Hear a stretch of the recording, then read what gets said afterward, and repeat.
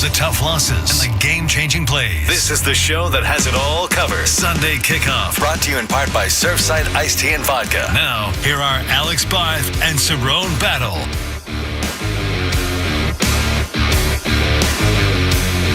All right, welcome into a brand new episode of Sports Hub Sunday Kickoff. November 30th, Week 13 edition. Alex Barth, Cerrone Battle with you.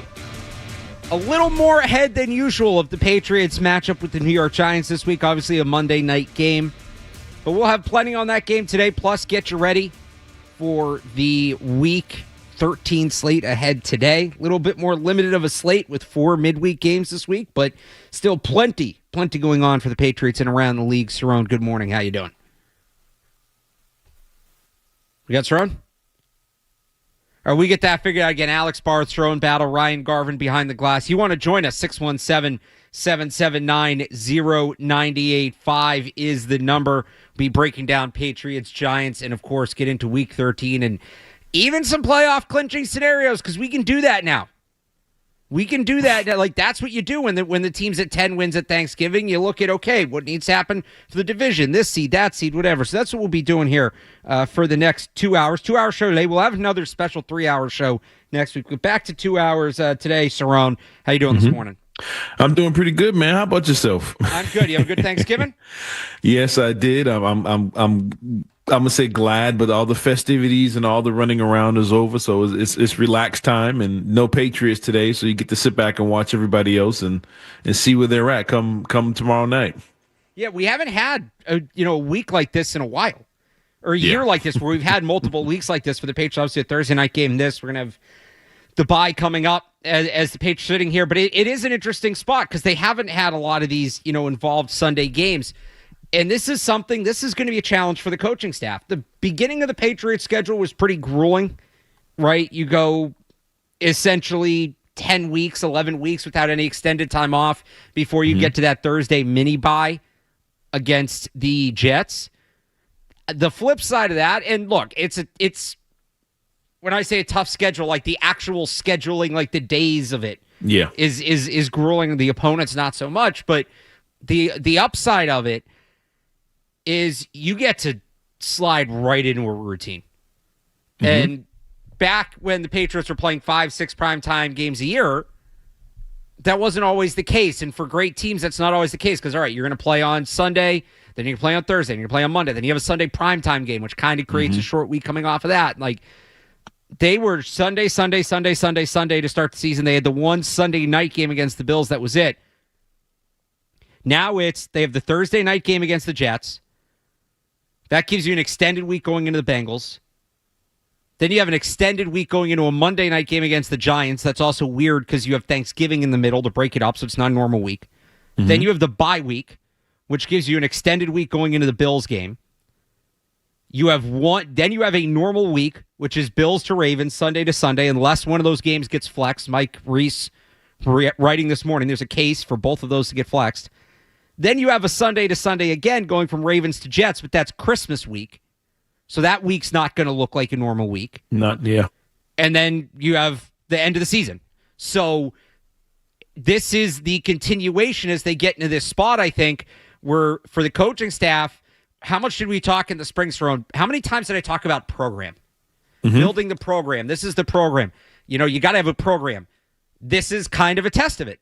This is kind of an early test of the Mike Vrabel program that has passed with flying colors so far. Like, late in the season, guys are banged up. You start to get into that attrition, the dog days, and now it's going to get super weird in terms of the schedule and the week-to-week, and you can't get a routine.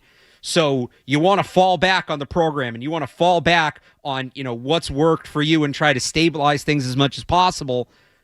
These next couple weeks, including this week, are going to be a good way to test that. Do you feel that with their scheduling, you think it played a role into how they performed coming off that extended break after the Jets game with them getting off? Well, I know slow starts have been a thing for them, but do you think their routine being thrown off played into the start of that Bengals game? The thought crossed my mind.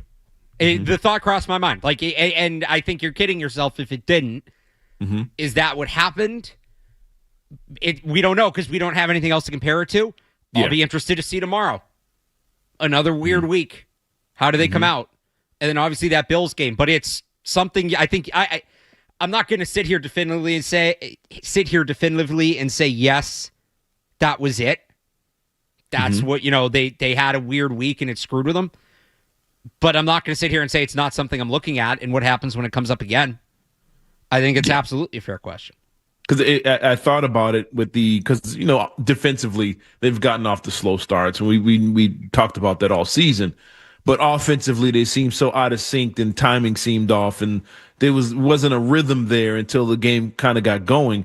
And I thought about, man, well, they had that break. That was the first time that their routine had been interrupted all season, their flow, and it kind of came up last week about them getting if they get the bye and how important that is in the playoffs, whatever. And I'm like, I wonder with the team kind of not used to being in this situation, how does that bye work? And I'm curious to see how they look like after their upcoming bye, to see how they come out before I say, man, that might be a dangerous move for them. But I wonder, did it play into their start in that Bengals game with them just not being in the same rhythm and the same flow? So what do you make of this spot against the Giants here?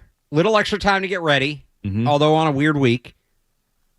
It's a lesser opponent. Call spade a spade. It's a lesser opponent. Yep. Heading into the bye, and then coming off the bye, you have the two games that are basically going to decide playoff seeding in Buffalo and Baltimore. Yeah. Well, this one, I think because of the Bengals game, I think they come out not taking them lightly. I think they take this. I wouldn't say they laid off the gas a little bit in Cincy, but I do think the Burrow talk all week, and then all of a sudden he doesn't play. And then the Jamar Chase incident, whatever you want to call it, and him getting suspended, I think it kind of took a little juice off it for them, and they kind of eased up a little bit and had to get it together. But I do think because of that, they're not coming out and taking the Giants lightly. I think they're going to treat them like they're the Super Bowl champs, I'm Giants, and kind of go after them a little bit and not play with their food this time. So that being said, I think taking care of the ball and taking your opponent seriously will go a long way in this game tomorrow night. And I think they kind of not send a message, but kind of, show off a little bit against this Giants team. I think the other thing, too, is it's on national TV. And look, this isn't college football where you need style points for the committee. But after that game against the Bengals, and this is right now scheduled to be their last primetime game. Do they get one more? Between the Bills and the Ravens, maybe. We'll find out on Tuesday, I believe, is the deadline for the Bills game, and then it would be a week from Tuesday for the Ravens game. But as of right now, this is their last scheduled primetime game.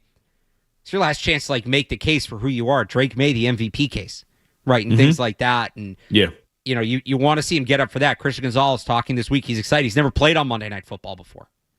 They didn't play Monday Night Football his rookie year, and then they didn't play in the last year either. So there's that side of it too, where I think this does seem like the kind of team that gets up for the primetime game.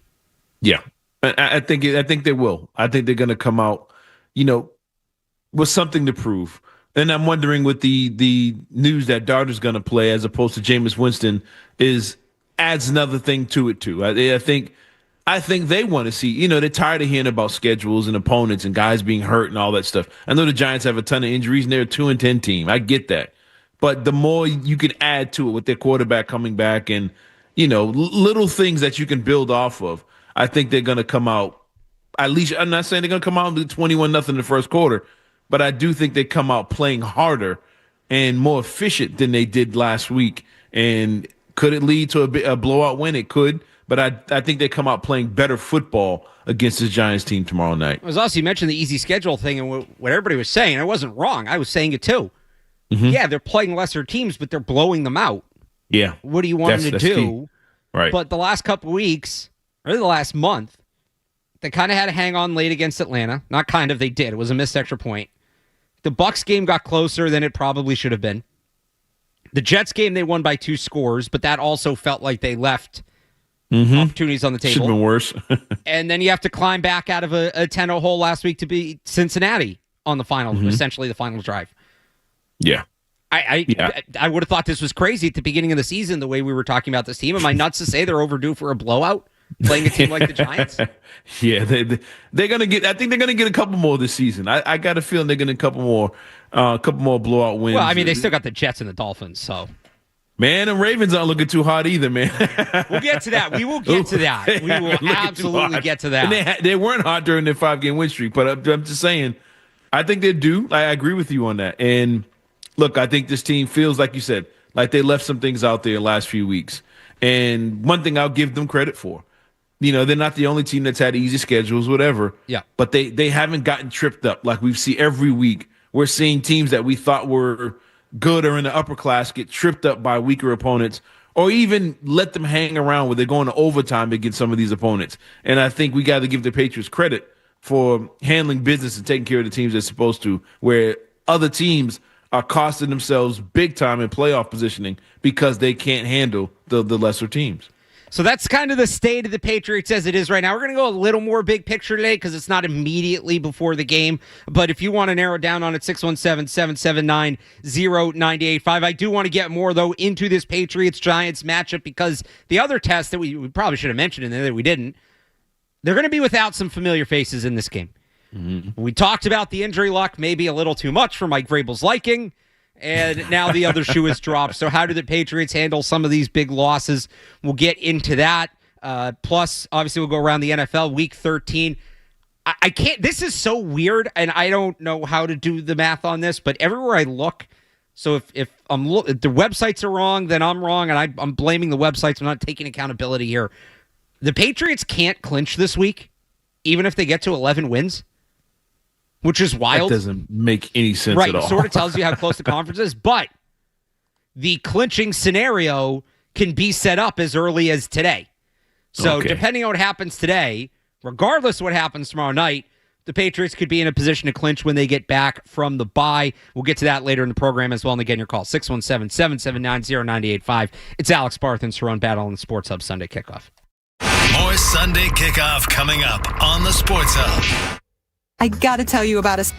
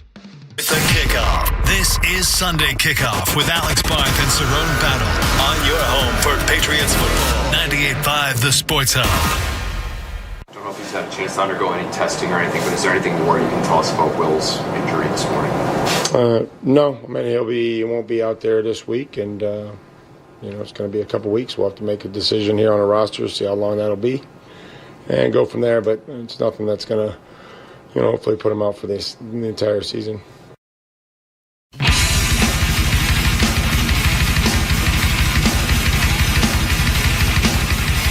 That was Mike Vrabel earlier in the week on Will Campbell. Campbell has since been placed on IR, so he has to miss 4 games. Games, not weeks. It is games. So the earliest he could be back is the finale. And then it's, well, do you give him one more game to get his legs under him before the playoffs? You give him the extra rest going into the playoffs. But then if, that's how many weeks played, or how many weeks has it been since he's played football? You'll be looking at like 6-7 weeks since he's played football. I did not do that on purpose. Then you factor in if there's the bye week, if they get the bye week or not, does that change things? Mm-hmm. That's in there too. So, there's going to be some decisions to make down the road. And obviously the playoff seeding will impact it, which, by the way, Ryan Garvin during the commercial looked into why the Patriots can't clinch this week despite being at 1-2, and found gave me a very vivid description. Yeah, of course, because like Barth, I am trusting the websites, and I will not take accountability if the information is wrong. But what I'm reading here off of a NFL playoff scenario website, it says New England does not have a playoff clinching scenario this week, only because they have a horrific set of tiebreakers. Their words, not mine. They literally cannot win a tiebreaker against a single team if they were to lose the rest of their games after this week. So I am led to believe, if this is accurate, if the Patriots were to lose out, there is a scenario where they could completely fall out of the playoffs. Let's just hope that doesn't come. But that I was really I don't know. curious. I kind of root for chaos sometimes, so that could be kind of fun. Well, but oddly enough, it's not like it's just the Patriots. Nobody, according to the websites, nobody can clinch this week. 9-2. Denver can't clinch the playoffs. 8-3. Indy can't clinch the playoffs. The 9-2 Rams. Bears already played. The 9-3 Bears. 8-4 Eagles. None of these teams can clinch. I don't remember. Usually this is the time of year where the first teams start clinching playoff spots. I'm not asking for the division. Start clinching playoff spots. There's some elimination scenarios. Titans can officially be eliminated from the playoffs. Honestly, a little surprised that hasn't happened yet. They aren't? Correct. No, there's not a single team in the AFC that's been eliminated as of right now. From the playoffs, right. 3 have been eliminated from their division. The Raiders, Jets, and Titans.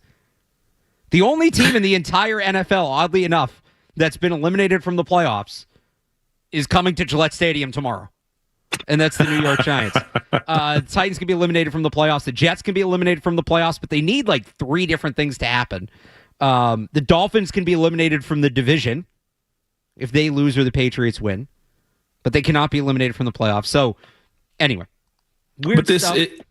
Sorry, go ahead. What do you got? And look out for the Bengals. Here they come. And I'm like, they only have 3 wins. Why are they even in this thing? But as you break it down, it's like, well, I guess if they do win out, they have a shot. Tiebreakers, man. Meanwhile, do you see what's going on in the Mountain West? They have to use a computer because their tiebreakers are so complicated. They had to go back to the BCS just for the Yeah, they have to nobody knows who's going to be in their conference championship. They're going to put it in a computer and decide today. Imagine if the NFL did that. I'm sure people would trust that result. Anyway, back to Patriots Giants. They're going to be without Kansas City Chiefs #1. I can't believe it. Because their strength of schedule. The computer said, all hail the computer. Back to Patriots Giants. People don't want to hear about the Mountain West Conference Championship in Boston. They'll be without Will Campbell. They'll be without Vidarian Lowe. It's an interesting spot, number of reasons. Let's just get to that before we get to maybe the Giants matchup of it all. Mm-hmm. I understand people are freaked out. I'm not as freaked out as most people. I'm not saying you're wrong for being freaked out. Two guys who started on the offensive line last year when it was terrible are back in the lineup. The Patriots offensive line, they hadn't been amazing. They'd been fine, but they hadn't been amazing, and now you lose 2 starters. I get that. The way I look at it, Ben Brown should not be a significant drop-off, if any. When he played week 4, he was fine. He gave you about what Jared Wilson gave you. Again, It's not Logan Mankins out there, but he's a solid player. He's fine. You don't have to worry about Ben Brown as a weak link. He's not going to be your strongest link, but you shouldn't have to worry about him as a weak link. Then at left tackle, Vidarian Lowe, and it is going to be Vidarian Lowe, Mike Vrabel said this week, so Marcus Bryant, at least not yet. We'll see maybe if they have a short leash for Lowe and if it's a quick hook, if he struggles. You're going to notice Will Campbell's not out there.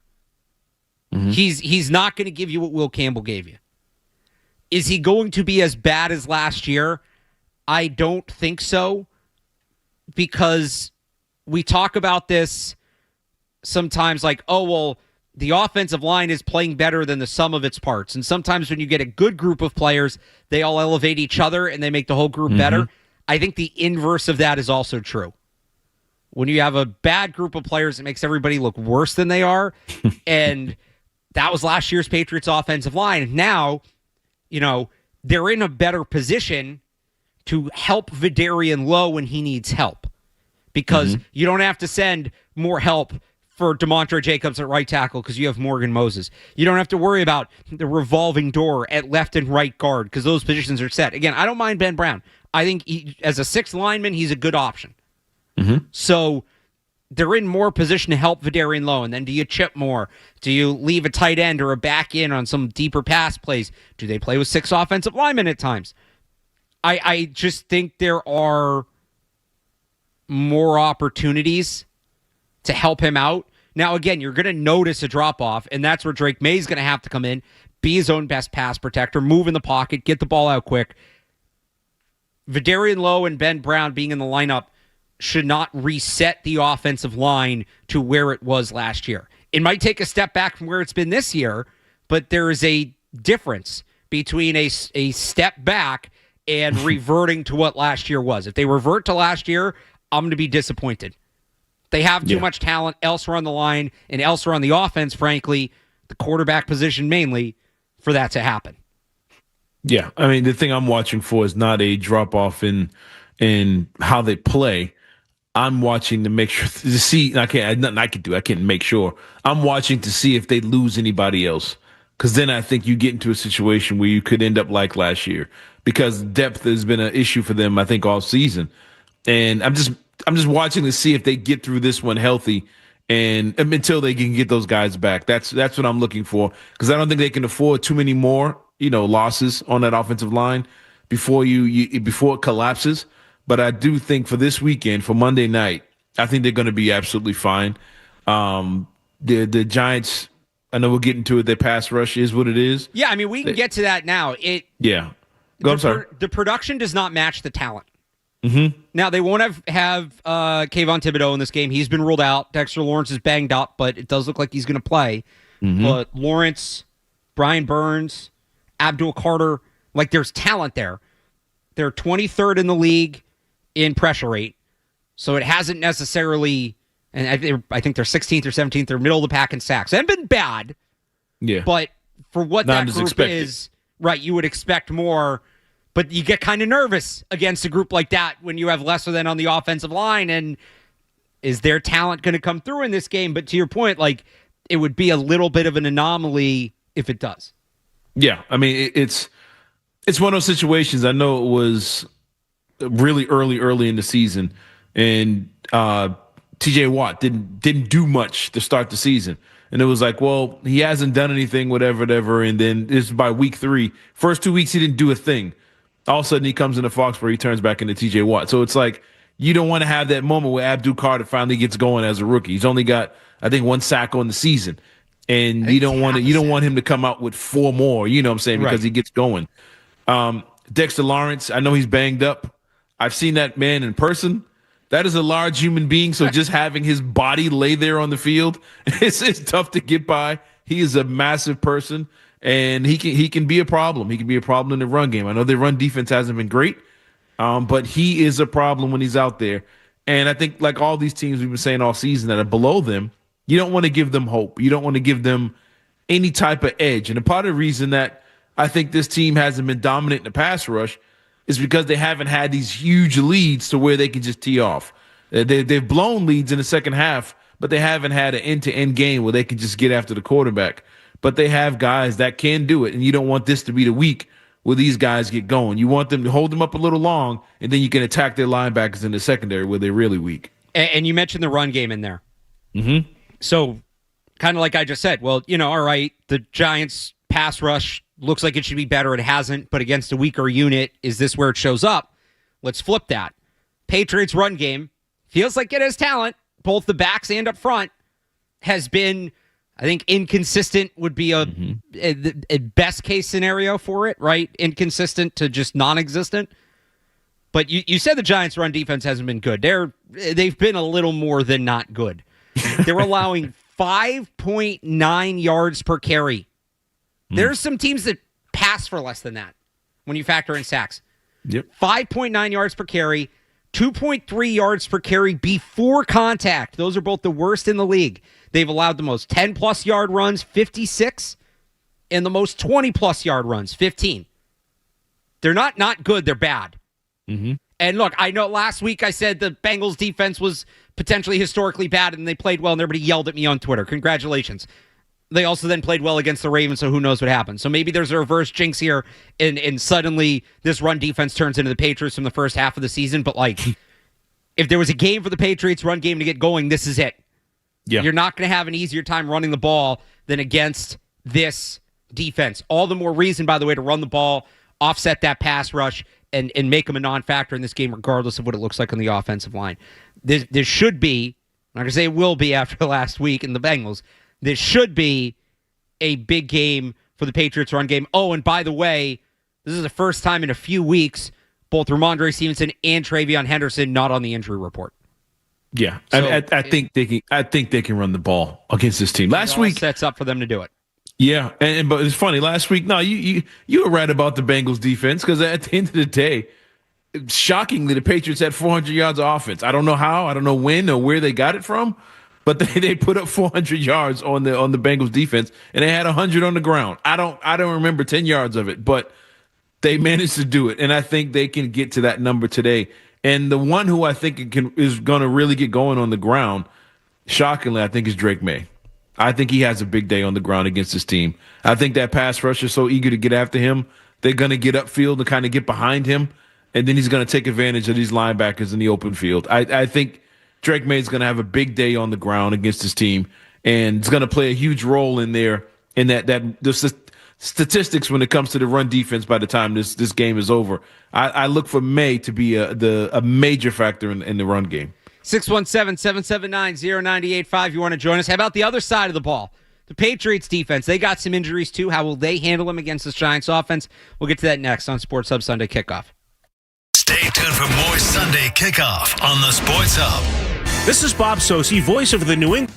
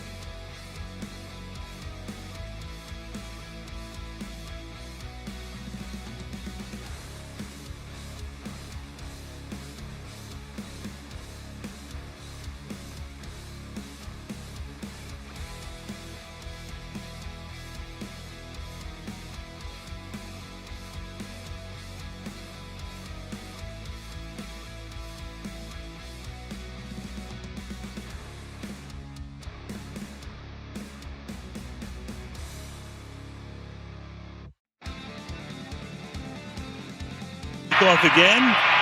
He might have to, but no, he finds an open man and hits him. Robinson stays in bounds. Robinson's going to go all the way for a touchdown. You get Robinson right here, and Zach Bond lined up opposite, but they bring pressure. Now you got eyes in the backfield. This is just backyard football. This is what Jackson Dart does so well because he stays so calm.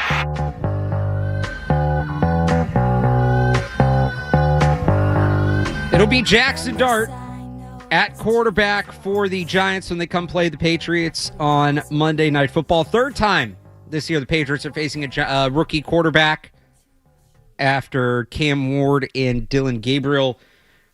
I forget where you were at, Cerrone, with Jackson Dart in the draft. I didn't love him. I liked the fit in New York. I felt a little better about him knowing where he was ending up. And he's had some exciting moments this year. It's inconsistent, but he's had some exciting moments. Got to stay healthy.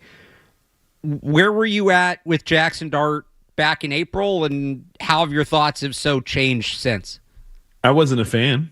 I wasn't a fan of Jackson Dart coming out of the draft. I knew he was going to be drafted high, but I thought he didn't show well against good teams in the SEC. That he beat up on bad teams, and he had a lot of talent around him at Ole Miss, whatever. But I didn't think he was good enough to be.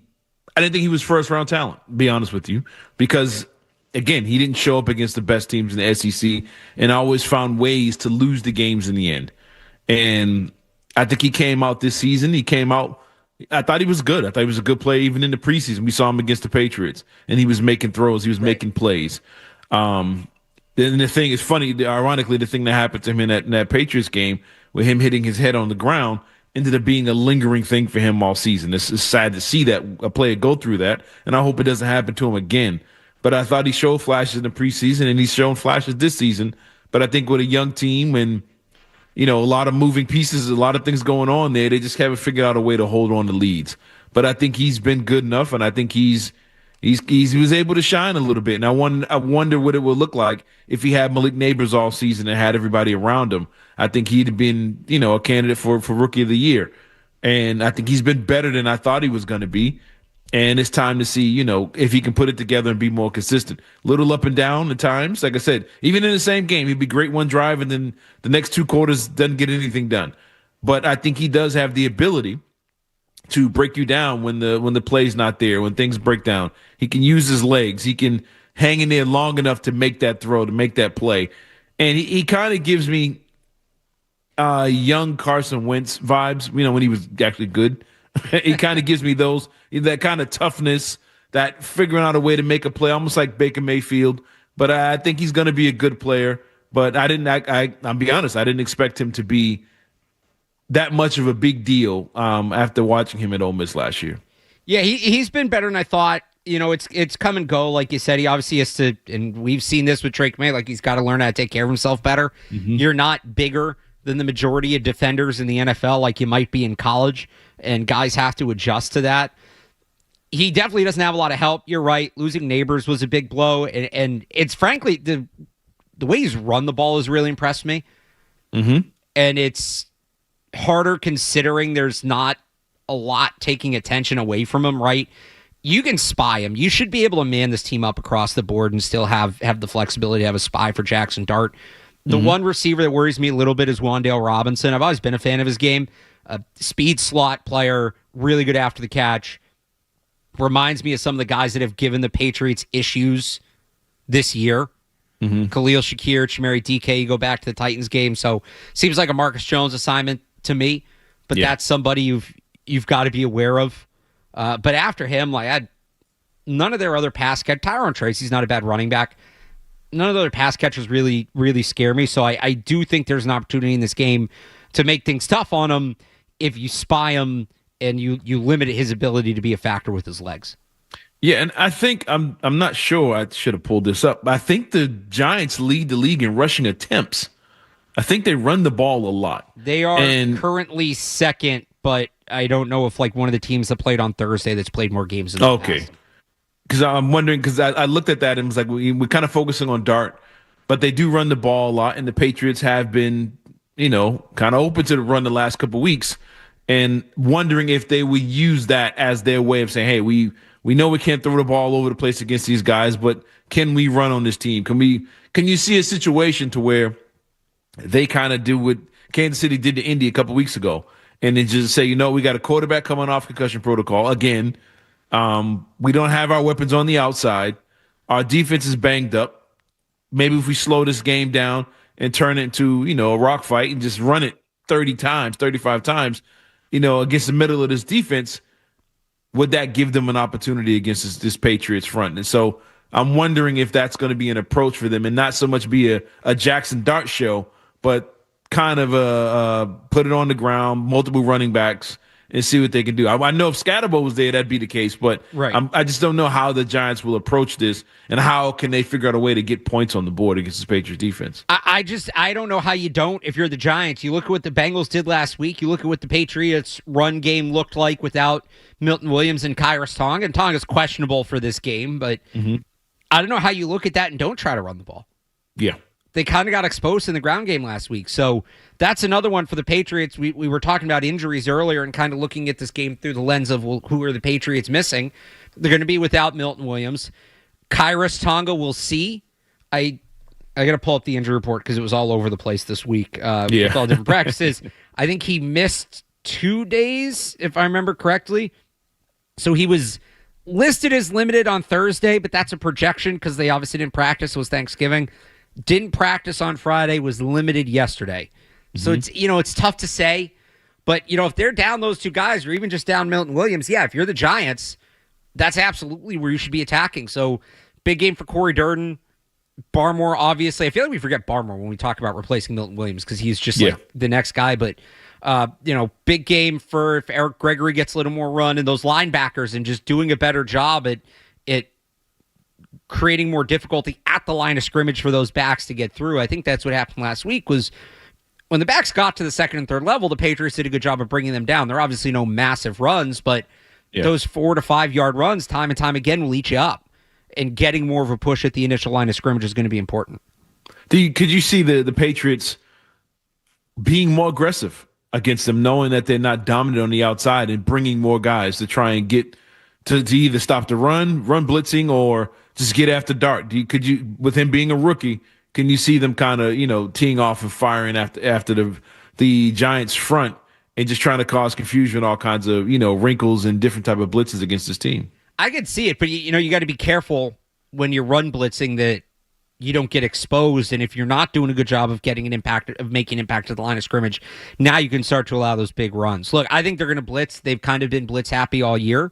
And against some of those younger quarterbacks, I would hope they don't need to run blitz to stop the run, though. That you don't want to be living there. That's not a good thing to have to rely on constantly. Maybe in spots, certainly pick your spots. I'm not against it in theory. Yeah, you don't want that to be your down to down game plan. Yeah, I mean, I just think this Giants team. I think you got to figure out a way to slow them down early and kind of have them think about it a little bit. Have guys getting ready to check out, because I think that Bengals game, I think they were ready for it. They had a lot of guys out there who were already backups on a bad team. Burrow's not playing. I think some guys are ready to check out. The next thing you know, they're up 10-0 or whatever it is, and guys start feeling good about themselves. Guys who didn't get to play much, all of a sudden those guys are feeling, they're showing off, or they're auditioning for spots as the season goes on or next year. And next thing you know, they're playing hard. I think this Giants team sitting there at 2-10. They got injuries all over the place, changes in the coaching staff. I think you got to get up on them 10-0, and I think they kind of will give in and kind of head home early and check out if you can get up early on this Giants team. 617-779-0985. We've got open lines. If you want to join us, we'll take your calls. Get more into this matchup next on Sports Hub Sunday Kickoff. More Sunday Kickoff is on the way on the Sports Hub. Listen every Monday.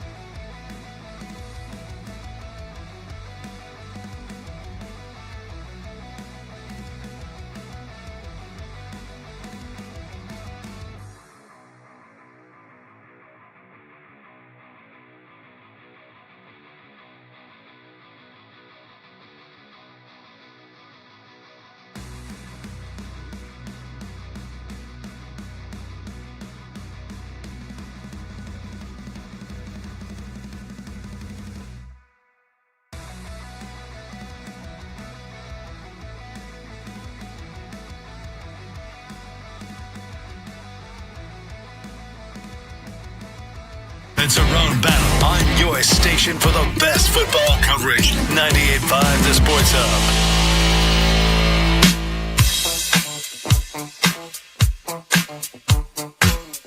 Back here on Sports Hub Sunday Kickoff, getting ready for Patriots Giants, all things NFL Week 13. Let's go to your calls. Chris in Boston, start us off. Chris, good morning. The shunt might not be working. Hold on a minute, please. Hey, yes, I just wanted to mention one real fast thing. Yep. I'm calling from a Boston hospital, and I'll make it quick. Okay. I hope that if there was the coaching of the World Year Award for the NFL, I hope it goes to Mike Vrabel. All right, cool. Thanks, Chris. I hope everything's okay calling in from the hospital. I think he's still the Coach of the Year favorite. I believe he is. Should be. It's going to come down to, especially with the Colts falling off, I think that there was probably some pull for Steichen, just given the way that was going with Daniel Jones. Yeah, Mike Vrabel on DraftKings right now, minus 210. Ben Johnson is actually second at plus 300. Shane Steichen, plus 550. Then you get into some more long shots. Yeah, it should be Vrabel. We'll see. Ben Johnson will put up a little bit of a fight here. The Bears are starting to play some really good football, but I think it's going to be Vrabel, and it should be. Yeah, I think the Bears had high expectations. They had high expectations last year. They thought maybe they brought in free agents. They brought in veteran talent last season, and it didn't pan out. This season, they made changes. They made adjustments. They had higher expectations than the Patriots. Remember, everybody, even locally, had the Patriots at 8-9 wins. People thought the Giants, the Bears, excuse me, not the Giants. The Bears could compete for the division. They thought they were going to be a good team.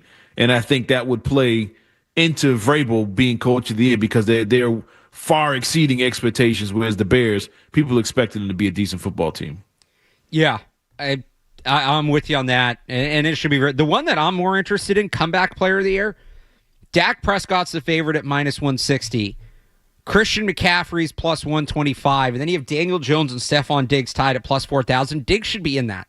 And yes, the NFL's never been entirely clear about this. It's not most improved player. Mm-hmm. That they don't have that award like basketball does. You have to come back from something, and it's not coming back from sucking. It's an injury or something like that. But sometimes they give it to somebody like Joe Flacco got it a couple years ago because he was just good after not being good. So they've been inconsistent about coming that. Back from being old. Right. Like, don't get me wrong, Dak's having a great year, and I know he was hurt last year. Diggs should be much more in that conversation. Did Jones didn't have an injury. Jones didn't go out with an injury, did he, last year? I think he technically did, but like... Was he benched more than anything else? Yeah. No, Diggs should be much more in that conversation. So that one's weird to me. And by the NFL should add and have two separate awards. They should have a comeback player of the year award, and they should have a most improved player award. Mm-hmm. We could do a whole hour on the way the NFL should do their awards because they're broken. And the other one they should do, like college football has the Joe Moore Award. It doesn't go to a player. It goes to the best offensive line collectively. Yeah. So the NFL added an Offensive Lineman of the Year award this year. They should also have a collective Best Offensive Line award. Yeah, that'd Maybe be cool. name it after Dante Scarnecchia. Let's go to Patty in Agawam. Patty, what's up? Hey, good morning, guys. Hope your Thanksgiving was great. Thank you. I just had a couple quick questions for you. The first one is, does Josh sort of play to their strength and the Giants' weakness and run a lot more outside of the tackle this week? Some more sweeps, some more tosses, because the Giants have struggled mightily against it. And that's really like our best. That's been our best running production so far this season, is running outside the tackles. And the second question is, do you think they fired the Giants? Fired Shane Bowen prematurely, because not only did he have an intimate knowledge of working with Mike Vrabel, he worked on the staff with Dayball, who it's not the same offense, but it's a similar offense to Josh McDaniels. And I'll take it off there, guys. Thanks for the call, Patty. To the first one, yeah, I think they're going to try to run the ball outside. That's been, like you said, it's been their best run play all year. Why go away from it?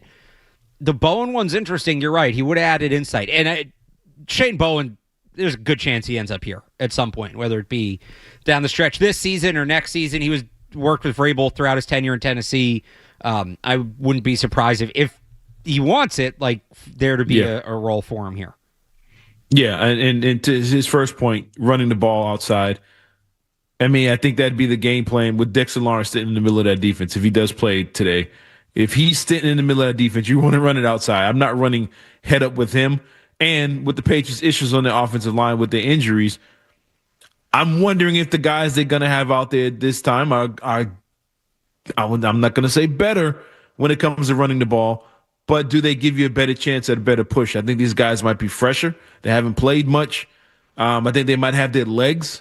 So you might be able to see these guys get out in front a little better, especially against an opponent like this. And I think it'd be a better way to protect your quarterback. With missing pieces on the offensive line, you want to protect them. You run the football. You run play action where it gives them a little more time to get the ball out. Little things like that. So I expect them to run the football and run the football on the outside. One more before we hit the headlines here, then we'll go around the league. Tom in New Hampshire. Tom, good morning. Yeah, Alex, thanks. Thanks, guys. Yeah, great point. I'd love to see what the young guys can do, stepping in. I really want to talk about the Bills and, what they have to face today. They have lost 3 away games. The matchup against the Steelers is not going to be easy for them. And then with the Bengals coming on, playing at home, against the Joe Burrow-led Bengals before they get to the Patriots, I think there's a lot for the Patriots to root for. Other than the Monday night game, which I think is sneaky important because you want the game against the Bills to be a hat and T-shirt game. So, great show as always, guys. Thanks. Thanks for the call, Tom. Yeah, the Bills are. Did you see what they posted on social media yesterday? No. They posted a graphic and a written guide of who Bills fans should be rooting for. I've never seen an actual team account post that. I've seen fans post it, right? And we'll write that. External writers, hey, here's the rooting guide. The Bills tweeted who to root for during Week 13. Here you go. And the graphic happens to have the Giants, Raiders, and Titans, who are the 3 worst teams in the NFL. They're nervous. They're nervous. They know they're on the ropes. And at 7-4, they got to go to Pittsburgh. Rodgers is playing. That won't be an easy game. The Bengals can go into Buffalo and win. They've done it before. They'll have Burrow. And then they got to come to New England. Oh, and by the way, they have the Eagles again at the end of the year. So the division. On the ropes. We'll see what happens with the division. They're not locked into a playoff spot by any means. I mean, they should make it. They have no excuse not to make it.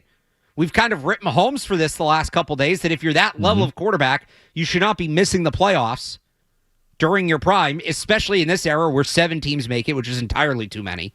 Mm-hmm. Now, look, I think they're going to get in, but they're feeling it.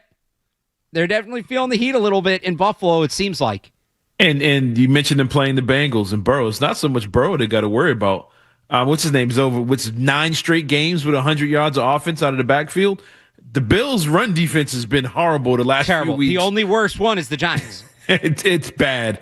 And they're about to play teams who are going to run the football. This time of year especially, they're going to run the football against you. And I think that's the bigger issue for the Bills right now. And I don't think Josh Allen, there's nothing he can do about that outside of getting a 40-point lead or something like that. But the Bills' defense is the problem. They can't stop the run, and they got to face teams who run the ball. You got the Bengals. You can say they got the Eagles. You're going to have the Steelers. They're going to run the ball against this Bills team.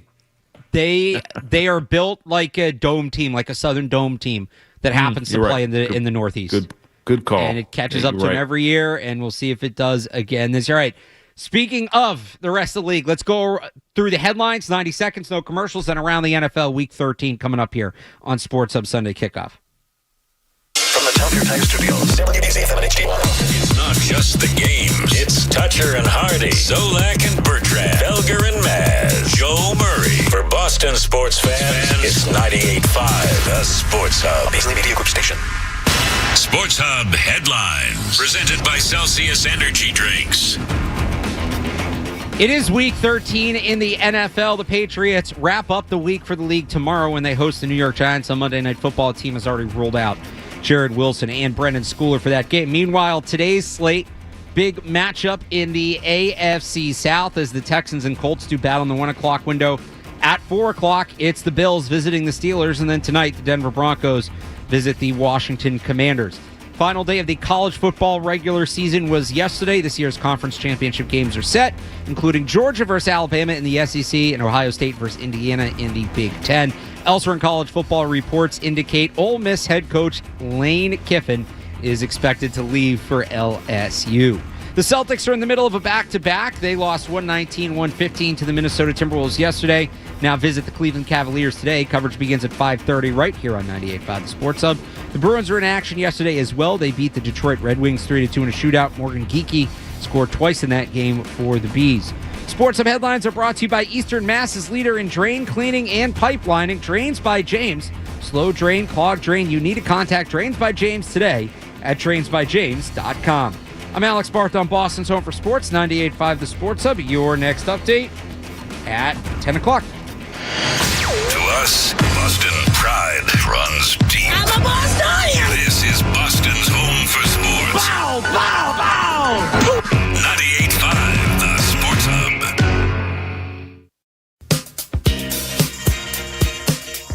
Pick a target. You pick it. Take your pick. Pick me! Pick me! I did not pick. There was no pick. Pick him up. You pick him up. Pick. I pick. Pick me, pick me, pick me. Take the teams. Pick one, jerk.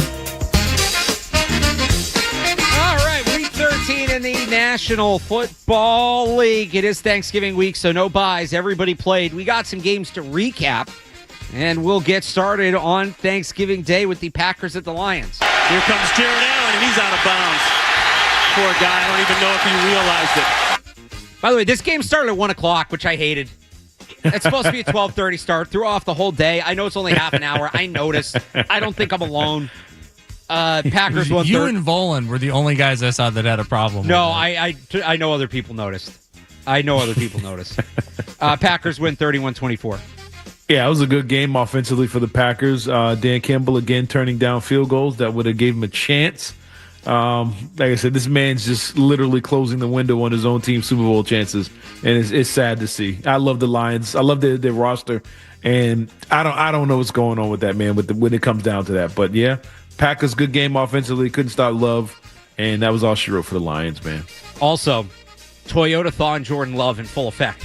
It's happening again. He was really good in that game.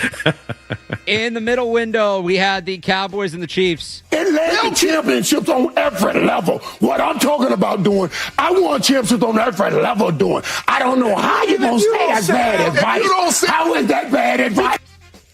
This game had the highest total of the week, 53.5 points, lived up to it. It's the Cowboys coming up with a 31-28 win. Chiefs are up against it, Cerrone. Yeah, I mean, hey, I had them start the season. I had them at 9-8. I didn't think the ball would bounce their way this season like it did last year, and it hasn't.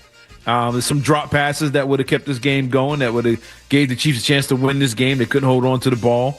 But once the Cowboys realized they couldn't defend their receivers on the outside, it was all but over. There's nothing the Chiefs could do to defend those two receivers. I don't know if anybody can, especially in Dallas. And it was just too much for the Chiefs to handle. And I think them running the ball 40 times the week, not even a full week before, 4 days before, played a huge role into them not being able to do much up front. I think those guys were gassed, and it kind of showed late in that game. You want to be the elite of the elite quarterbacks? And look, this might sound minuscule, but when we're talking about that upper percentile, the true S tier, you got to have the argument on the margins. Tom Brady never missed the playoffs in his prime.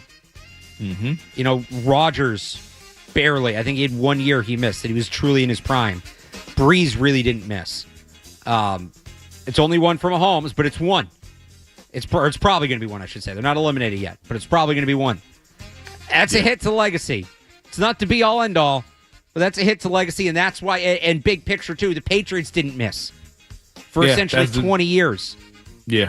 That's Chiefs said, longevity merchants. You just care about longevity. You don't care about anything else. The NFL is designed for the good teams to get worse and the bad teams to get better. Mm-hmm. And that's just the undercurrent of the league, and the Chiefs are currently caught in that current. The Patriots managed to swim against that current for 20 years. It's not supposed to happen. It's not supposed to be easy. Doesn't mean what the Chiefs accomplished isn't impressive. It is, but it's not on the same level. And that was my argument. For people to say, just automatically lock in, they're going to just keep doing this for a decade and change. I'm like, not really. Nope. When you're 500, all of a sudden your destination doesn't look too hot. All of a sudden, the food in Kansas City isn't that good. All of a sudden, other places look better, and guys start leaving. When you start losing pieces, then we'll see who's who and what's what when it comes to that Kansas City organization. And then finally, Thanksgiving night, the Bengals and the Ravens. You humiliated me, dude, on national television, so I want restitution. Is that that's Skip, right? Or not Skip. Shannon, yeah. Hard Knocks, the original Hard That's Knocks. right. Yeah, Hard Knocks, yeah. Bengals win this one 32-14 in Joe Burrow's return. I thought he looked good. You know, he needed to get hit a few times. He was a little shaky early, but then I thought he looked good. Patriots might have dodged one last week. That version of Burrow, that version of Chase, I don't know if the Patriots win that game. But I tell you what, the Ravens can't cough it up 5 times. Well, there's that too. You can't put the ball, and one of them was going into the end zone, and I think that changed the game immediately. You had a touchdown, you were 1 inch away from getting in, and all of a sudden he fumbles in the air, touchback, Bengals ball. But you can't put the ball on the ground 5 times and give that quarterback receiver tandem that many chances at it, and you're going to end up losing that game. And look, Lamar Jackson, he hasn't been the same. He doesn't have the speed. His 40 time might be not even 5 now. I don't know what's wrong with him. Well, everything's wrong, but this Bengals team just doesn't look right. I mean, Ravens, excuse me. Right. And then the Black Friday game, Bears and the Eagles. This past offseason, some clown named Mike Lombardi told him that he was the least qualified head coach in the NFL. Bears win this one 24-15. Problem in Philly, Cerrone? I think this is more about the Bears, man. I thought the Bears sent the message. This was a statement win for the Bears. They went into Philly and ran the ball like it was 1968. 2 running backs with over 120 yards or something like that. They took it to the Eagles, and I think it said way more about the Bears because the Eagles, A.J. Brown had 120 yards and 2 touchdowns or whatever it is, and it didn't matter. The Bears team, I think, let everybody know that they're a legit team on the NFC. It's again what we said about the Chiefs. It's not easy. It's not easy to sustain success, and I think you're seeing the Eagles, that Super Bowl hangover, starting to come through. All right, let's get to today's slate. We'll start with the 9-2 Rams at the 6-6 Panthers. What's that bear doing? The bear. Panther. That's Sir Purr. Who? Sir Purr. How you say that? Sir Purr. Sir Purr. Oh, Sir Purr. You call him that? The Rams, 10.5-point favorites going into Carolina. That's high. I think they're going to beat Carolina, but I think they cover that 10.5. I don't think they. I think it's going to be way closer than expected. It's not the Northeast. It's cold in Carolina right now. I know you got a team coming from the West Coast coming to the East, and it's cold out. It's going to be sunny, I believe. But yeah, I don't think they blow the Panthers out. I think it just stays close. 3-4 point game or something like that. Yeah, I'm with you. That's a little disrespectful to where the Panthers are right now. The Rams should win, but West Coast team coming east. Give me the Panthers to cover 10.5. The 8-4 Niners at the 3-8 Browns. And they won 2 world wars. 2 world wars by doing jumping jacks, push-ups, and sit-ups. 2 world wars. Lowest total of the week, 36.5 points in this one, and the Niners are 4.5-point favorites. Yeah, I can see that because I think it might be snowing in Cleveland right now, and it's playing on grass. It's going to be a sloppy game, low-scoring game. I think the Niners win. They just have a few more playmakers than the Browns do, and I think that's going to be a low-scoring game. But give me the Niners to win this one. McCaffrey with a big day. Yeah, I like the Niners. I think they just cover that 4.5. But you're right, low-scoring football game. Speaking of good defenses, the 6-5 Texans at the 8-3 Colts. We call pass plays. Block. So the Colts are still 4.5-point favorites, but have you seen these videos of Daniel Jones? No. So Daniel Jones, this came out of nowhere this week. Daniel Jones has a broken leg that he's apparently going to try to play through. No way. Yeah, and they showed videos of him.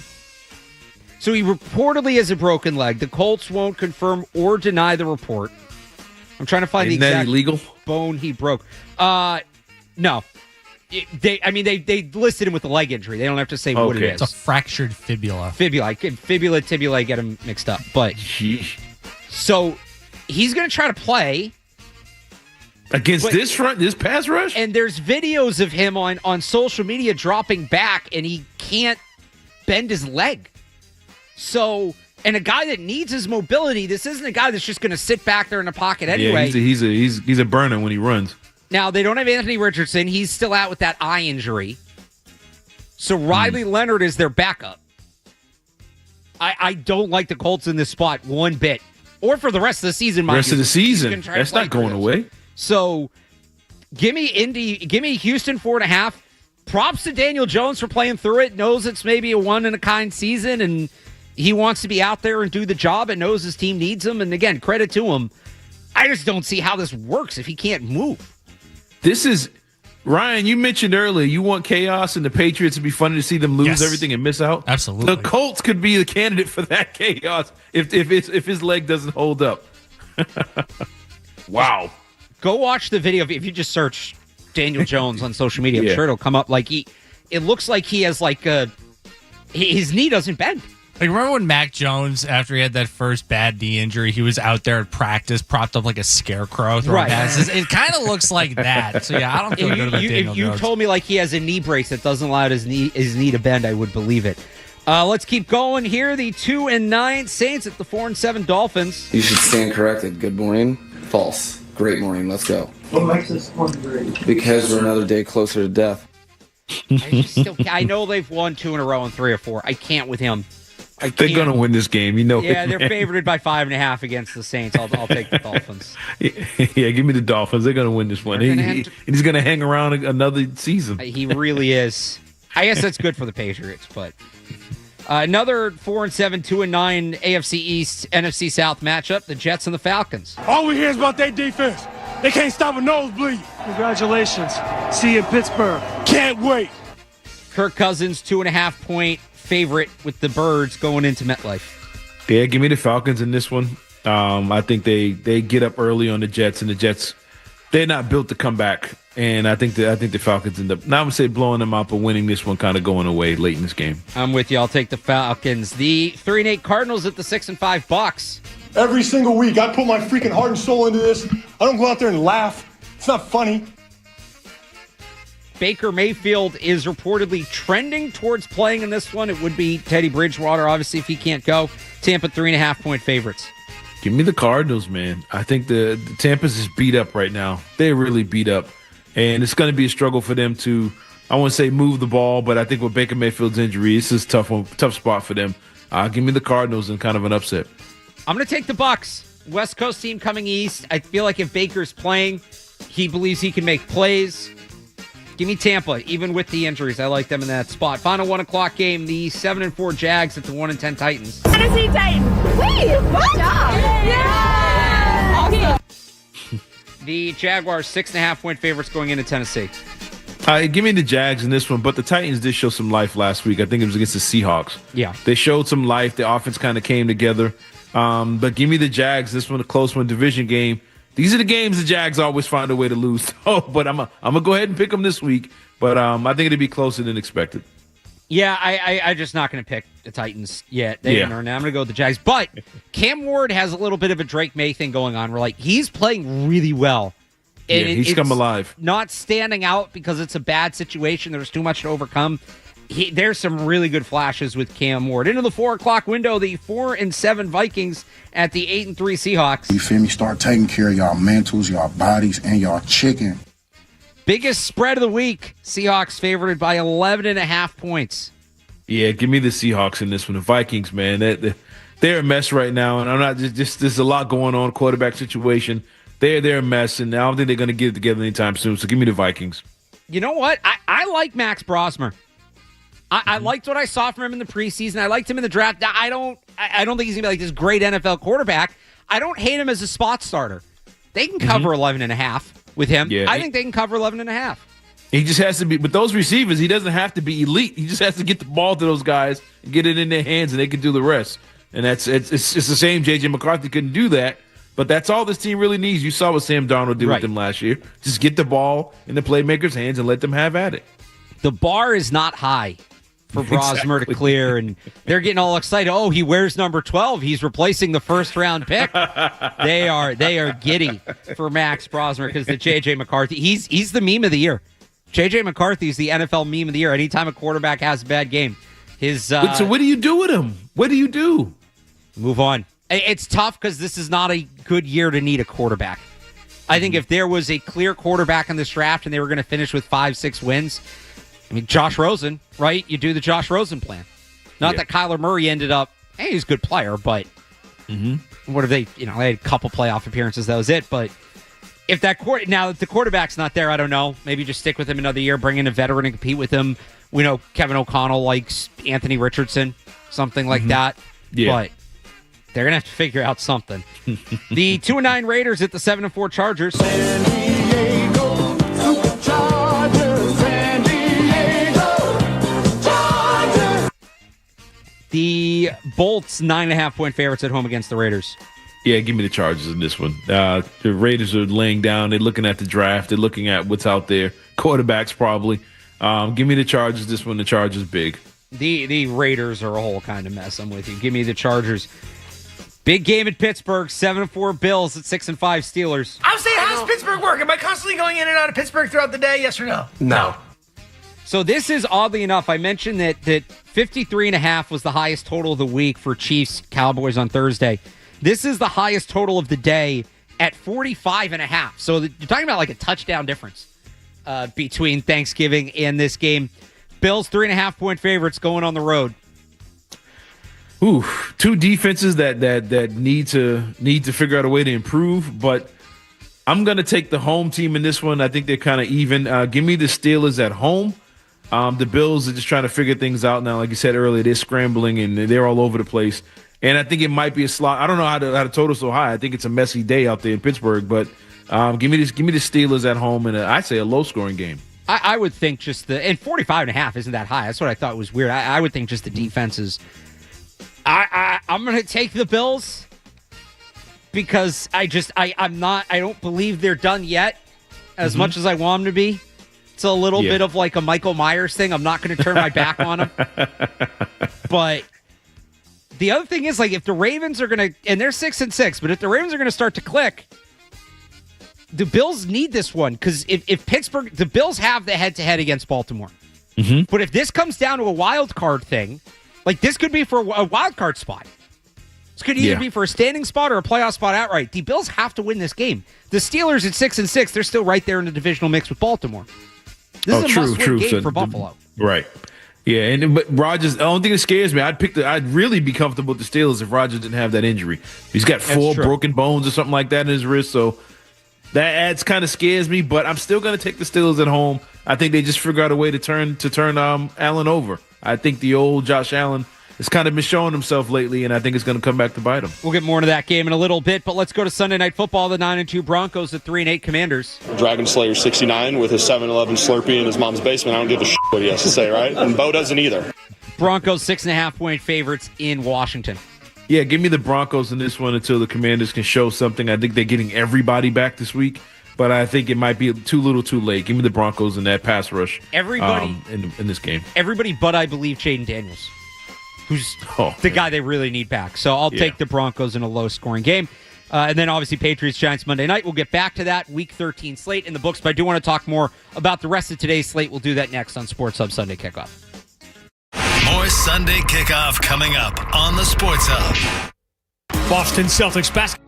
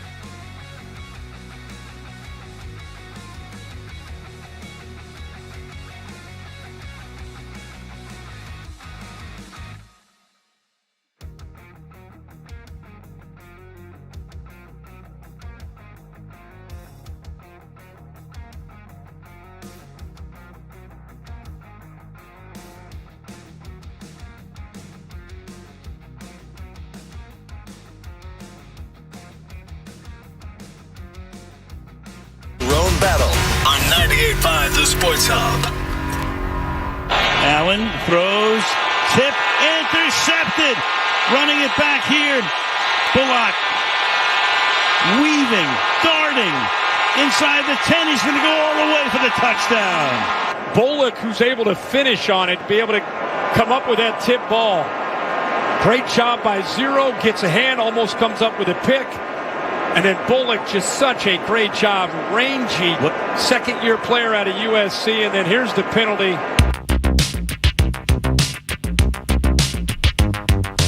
That was from the Bills' loss to the Texans. Alex Barth, Cerrone Battle on Sports Hub Sunday Kickoff. Ryan Garvin behind the glass. Today they got to crack the Steelers. Figure that one out to keep themselves in as the AFC playoff picture continues to get, twists and turns each week. And I saw on Twitter, Cerrone, you saw the Daniel Jones video? Yeah, that doesn't look good at all. He couldn't even, it looked like, like your Uncle Rico out there with his knee brace on trying to show he still got it on Thanksgiving.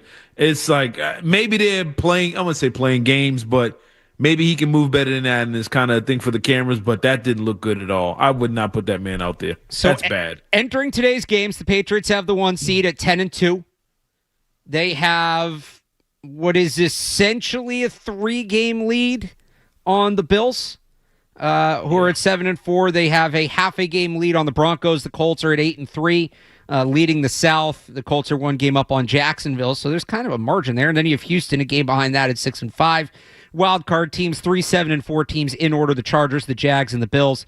Again, Houston at 6-5 right now is the first team out. Then Kansas City at 6-6, Baltimore at 6-6. If you want to say 4-7 Miami and 4-8 Cincinnati are lurking, by all means, go for it.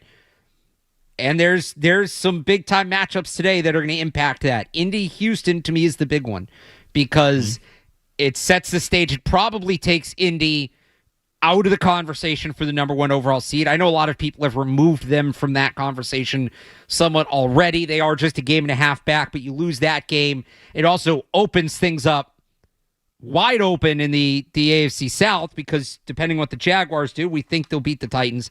You basically have, the Jaguars have an extra game, but you basically have a 3-way tie at the top of the AFC South between the Colts, the Jaguars, and the Texans.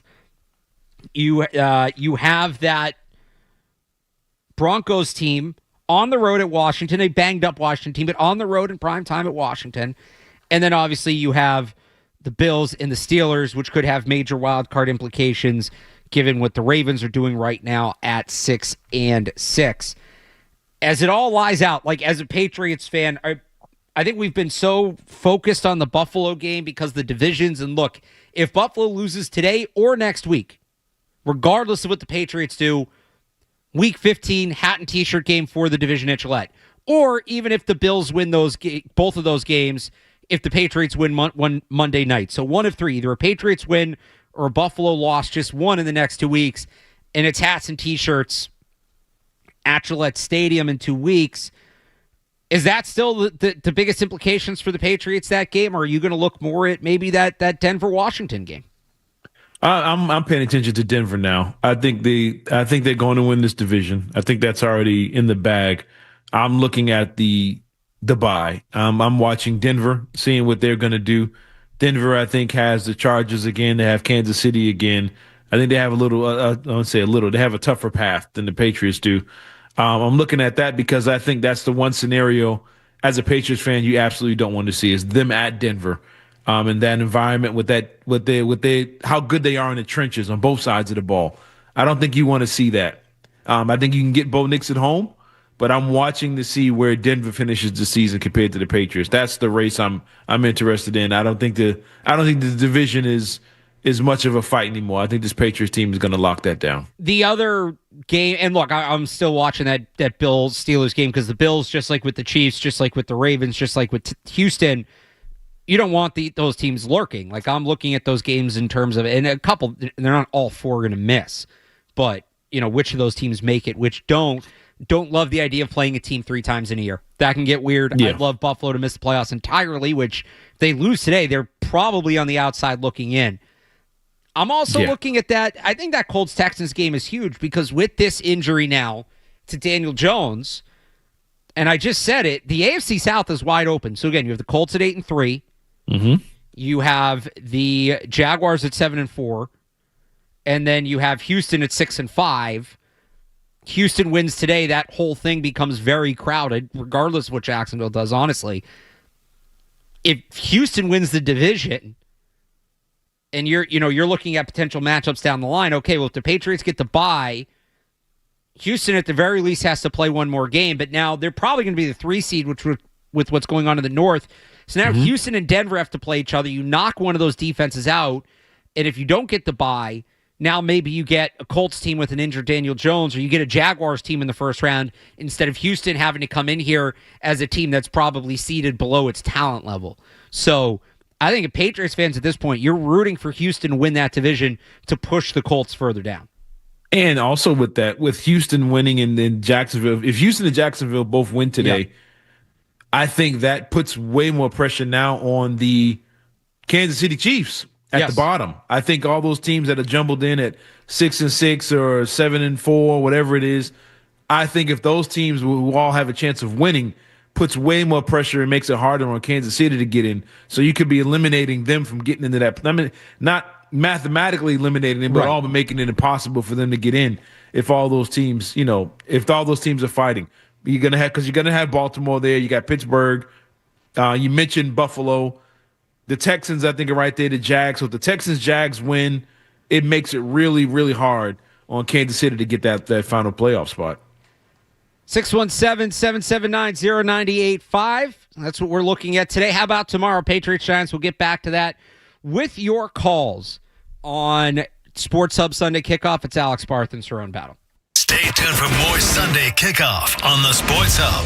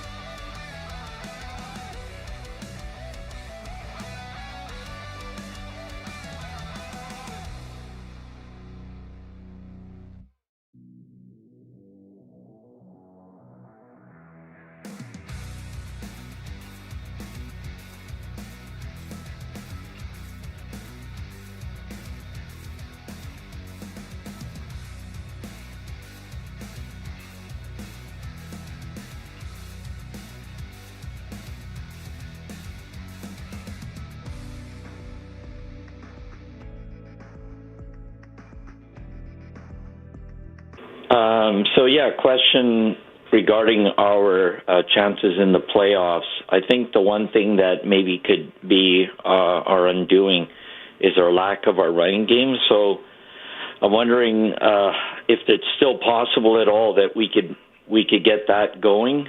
Because I think if we do, we're going to be really difficult in the playoffs for other teams to match up with. Especially I'm thinking about when I watched that game with the Texans and Buffalo and the pass rush, and the same thing this week with New York and their pass rush. Yep. Can we get our running game going, and can that be something to offset the rushing game? That was the question, and I'll listen to the rest of the show. Thanks, guys. Thanks for the call, Tony. They do need to get the run game going. He's right. It was supposed to be something they could lean on this year. It hasn't been that. Luckily, Drake May turned into an MVP, so they have other ways to move the ball.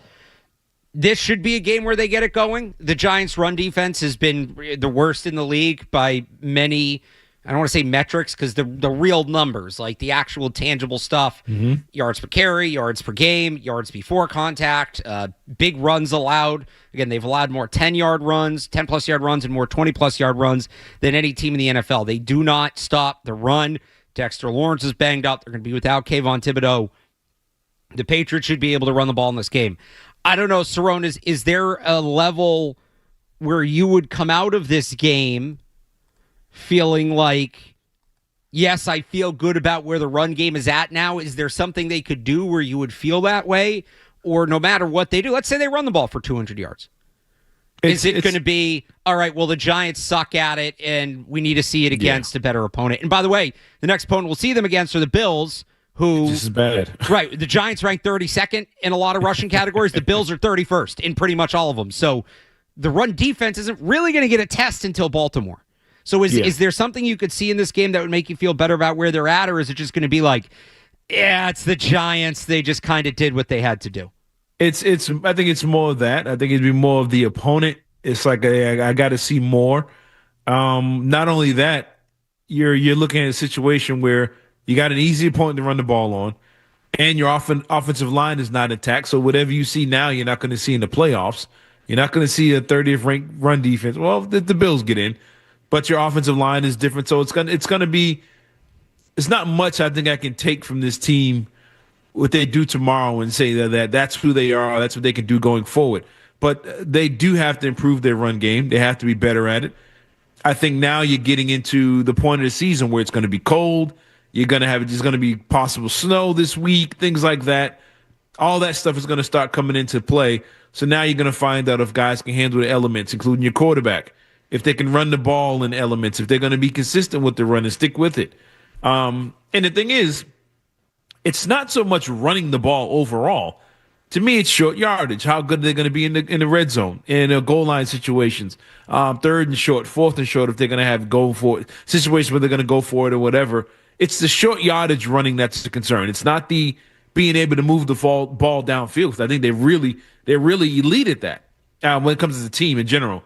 It's the short yardage stuff I'm worried about, and I'm not going to be able to take anything from this Giants game and say, oh, yeah, they can do that going forward, because this Giants team is bad and they got injuries on the defensive side, and your offensive line is not going to be what it is in a few weeks when everybody comes back. All right, let's go to Mark in Medford. Mark. Hey, good morning, guys. Thanks for taking the call. I got two things. The first thing is on the Patriots and the Giants game. And in the back of my mind, in the pit of my stomach, I feel like this could be one of those games where the Giants are officially eliminated from playoff contention. They really got nothing to lose here. Does it make you a little nervous playing a team like that? And on the second thing is the reason for the Kansas City Chiefs, let's say dethronement, if you will, of the NFL. Is it because they're old, or is it because other teams and other coaches have finally figured out Mahomes and finally figured out Spagnuolo's defense? Thanks for the call, Mark. The first point, I mean, it is a little trappy-ish game. This is the kind of game that if you're truly one of the best teams in the NFL, you come out and you win it. Even with the injuries and all that, you don't leave the door open. It's going to be a test of the program. Like I said at the beginning of the show, The Chiefs thing, it's a little bit of both and some other things. They're definitely getting older. That's impacting them. There's been a talent drain on the roster, especially on offense. The defense, I mean, look, the Cowboys tore them up, but the defense hasn't been bad this year. It's been the offense that's killed them. Yep. So maybe teams figuring out Andy Reid more than Spagnuolo, and I think there's some attrition. There was the quote last year of a Chiefs coach to Henry McKenna of Fox Sports basically saying that they're kind of over making the Super Bowl. So you're not supposed to be that good for that long. You get like a 3 to 4 year window, and there's an undercurrent in the way the league is structured. Some of that is by design in terms of the way the draft works and rookie contracts and the salary cap. And some of it is just, it's not a long-term sport. You don't have Jamie Moyer out there pitching at 46 years old. You know, most of these guys, their career ends in their early, maybe their mid-30s. And so you got to keep restocking the roster, which the Chiefs have not done, at least not on offense. So it's any number of things. I don't think it's just one thing that's led to the Chiefs being this team. Yeah, and I don't think there's anything wrong with Mahomes at all. I think when you get in situations where, you know, you have your star receiver get suspended for a majority of the season, so you play a lot of your games early with Juju and Tyquan Thornton. Kelsey being another step slower. Now those plays he's making on 3rd and 14 when he gets 15 yards, he's not making those plays anymore. Just a little step slow. Look, every NFL game is a lot closer than I think people realize, and a lot of games come down to one drive or one possession. You have a drop or two here or there. Like I said, Kelsey's not getting open here or there. He had a big drop the other day. Jones on defense, making those key plays on 3rd down, getting to the quarterback of that run stop. If he's a step slow, it kind of brings them down to the pack. I don't think they've been figured out. I think it's a talent thing. They are getting some key positions. They're getting older, but I think it's just the talent is hard to stay near the top of the league over and over again. You can't rely on great magical plays to happen. They had a stretch where their kicker, he was elite for a couple years. The guy didn't miss, and now you kind of don't trust him the same. So little things happen here or there, and it all kind of is coming down at once. And you got to start giving the other teams credit for being good and kind of matching them when it comes to talent. And Kansas City not being that much better than everybody else. And it's kind of coming back to them, which is normal in what happens in football. And it's been happening for 40 years. So, yeah, they're going to retool. They're going to get younger. They're going to get faster. They're going to get guys back. You just have to capitalize before Mahomes gets his second wave of talent, before he gets his Gronk and his Edelman and gets those guys and retools like you did here in New England. Let's get one more call in here. DP in Virginia. DP, what do you got? Hello, guys. How you guys doing? Good. How you doing? Good. Good. I just want to talk about, like, when it comes to the Giants actually rolling in here, like, we should not more definitely underestimate them, because what people don't understand is that things are actually predicated on when it comes to personnel as well. If you actually look at this Giants team, the reason why they have been through so much is because you got to factor in the type of teams they have played, you know, as far as weapons they had to go through. You know, and also that could be a big reason why their defense has suffered, because the type of competition they have to go up against. I don't think I won't have to worry about that with New England. I mean, as far as them being able to run the ball, you know, be able to have a prolific passing game like crazy, because they're not going to have to worry about these weapons on this team. That's just my take. Yep. Thanks for the call, DP. I get what he's saying. Yeah, no, they played the last month. They played the Lions, Packers, and Bears, all the one-score games, and they lost all of them. But they played them all at one-score games. Now, they might be a young team that can't finish. I would not be surprised. I didn't give the line when we were going around the league because we were so past it. 7.5. I could see the Giants covering that. I could see this being another one of these one-score games that the Patriots kind of have to hang on late to win. But the talent discrepancy is there. And you're at home in prime time. You have what I think is definitively the more talented roster when you factor in all the Giants' injuries. Yeah. The Patriots should win this game. And also, they've done well against rookie quarterbacks. I meant to ask this to you earlier, real quick, Cerrone, here, before you hit the break. Are you disappointed we're not seeing Jameis Winston? And from an entertainment factor or competitiveness factor, how does it change the game? Like, entertainment factor, yeah, I would have loved to see Jameis. Nothing against Jackson Dart. Jameis is the most entertaining. Like, he's just so fun to watch because it's ridiculous. Competitiveness. Would you rather see the Patriots face Jackson Dart or Jameis Winston? I think if I want to see the Patriots win the game, I want to see them play Jackson Dart. Jameis Winston, for as wild as he can be, he's seen a lot of football. Jameis is a very smart guy. He's seen a lot of defenses. Jameis takes shots. Then he had a season in Tampa. We had like 40 touchdowns and 35 interceptions. He was 30-30. That's 30-30, right. something crazy. Jameis will take shots. If you look for the home run play, he's going to do it. We've seen it last year. It doesn't matter if it's snowing. Jameis is going to be Jameis.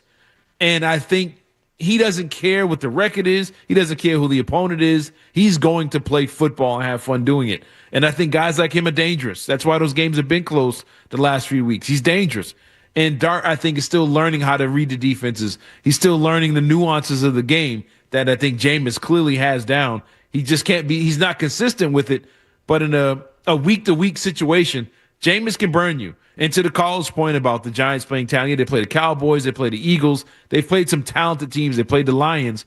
But the Giants' issues is not them being battle-tested. It's the injuries. They're missing so many pieces that they're throwing guys out there. The coaching staff has changed. And the biggest thing is I'm not sure they're trying to win games at this point in the season because they're trying to build their roster for the future. So they can play it tight, just like they've been doing it, and they just so happen to find a way to collapse in the end, which is the perfect way to tank and not look like you're tanking. And that could very well be how the game goes Monday night. It would not surprise me. We're going to wrap it up next here. Sports Hub Sunday Kickoff. Alex Barth, Cerrone Battle on the Sports Hub. Where was the pain, Jameis? Yeah, just pain. It was pain everywhere. This is Sunday Kickoff with Alex Barth and Cerrone Battle. The show that's all Patriots, all football. Listen every Monday and Friday to read and react on Selected Bertrand presented by John Stewart Drink Cleaning.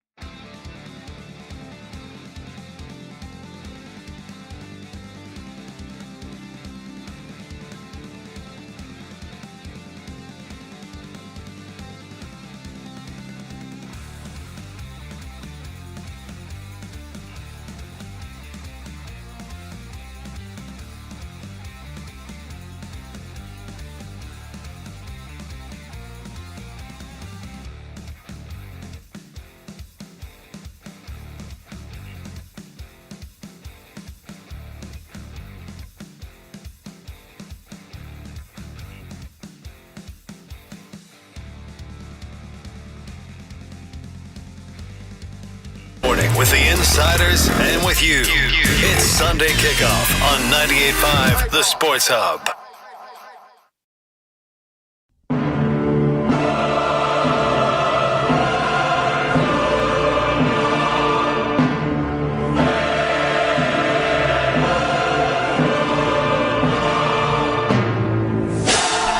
Time to make some picks. Game's not till tomorrow, but it's not like a couple weeks ago when we had 2 weeks until a game to make a pick. Patriots, Giants, who you got? What do you got? I got the Patriots. I'm going to say somewhere around, I think they're going to get the ball back a lot of 3 and outs. I'm going to give them 31-17. Okay.